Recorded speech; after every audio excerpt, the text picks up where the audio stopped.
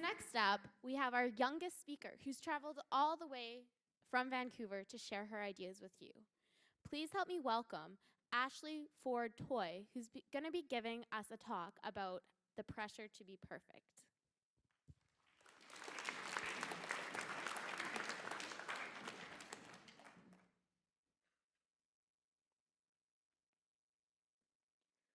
When I was younger, I would say around 5 or 6 years old, I was addicted to green tea ice cream.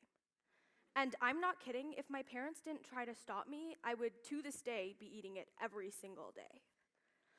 Now, one day, I went out to eat with my parents at a Japanese restaurant, and this was one of my very first experiences at a Japanese restaurant, and everything was so new to me, including the wasabi, which, to my 6-year-old brain, looked exactly like green tea ice cream. So as you can probably guess, the minute I laid eyes on the wasabi, I demanded I have it. But you know, my mom, being the practical one, told me I couldn't. She said it was hot, it was spicy, and I wouldn't like eating a bowl of wasabi. I, however, thought a bit differently. I thought she was trying to hog the sugary goodness for herself. So like a typical 6-year-old, I threw a temper tantrum until she would let me have it. And it worked. Because eventually my dad had had enough of my whining, and he decided to let me try a huge spoonful of wasabi. And trust me, I am never eating a spoonful of wasabi ever again. So, as I've been saying this story, I've sort of been looking out towards the audience, and I've noticed a few of you have started smiling, probably because A, it was sort of an embarrassing story, or maybe B, you're reflecting on a similar moment you've had before. See, all of us in this room have had learning accidents, learning mistakes like this one, which is why I think it's so important that we talk about mistakes today. So, I started thinking about mistakes and the consequences of mistakes a few months ago at a MUN conference. For those of you who don't know, MUN stands for Model United Nations, and it's basically a forum where students come together, they discuss politics and international relations. I don't know if you can already tell, but I'm a pretty talkative person, and I especially love talking about politics, so MUN seems like something that's right up my alley. And the thing was that it is, and it still is to this day. But the interesting thing was that at these conferences, I wouldn't say a word. I would just sit in my chair and listen, but not actually speak up. And it took me a really long time to figure out why. And after a lot of deliberating, I realized I wasn't speaking up because I was afraid.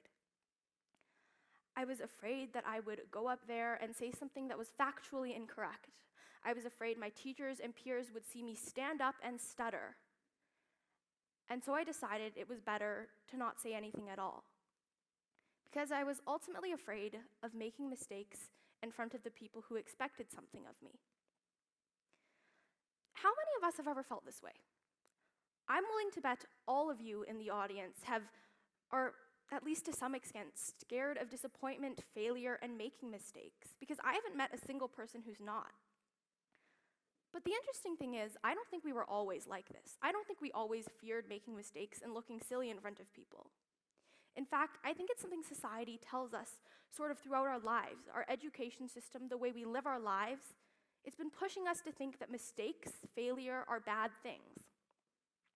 And oftentimes there's predetermined expectations made by our parents, our teachers, and maybe even our peers. And honestly, they just want what's best for us. But sometimes maybe they don't know what's best for us. And so we have to meet those expectations, and that's often really hard, especially as youth. Trust me, I get it. I honestly don't know what I want to do, and it's much harder when people tell me what I'm doing is maybe wrong or not the right path that I should be taking. But what does it mean when people define success for us? I mean, what is success? Does it mean being the highest rank at your job? Does it mean having a really high level of education? Because for a very long time, that's what I thought success was. But honestly, and even to this day, I'm not really sure. I mean, the dictionary definition of success is accomplishing a goal, but that could really mean anything.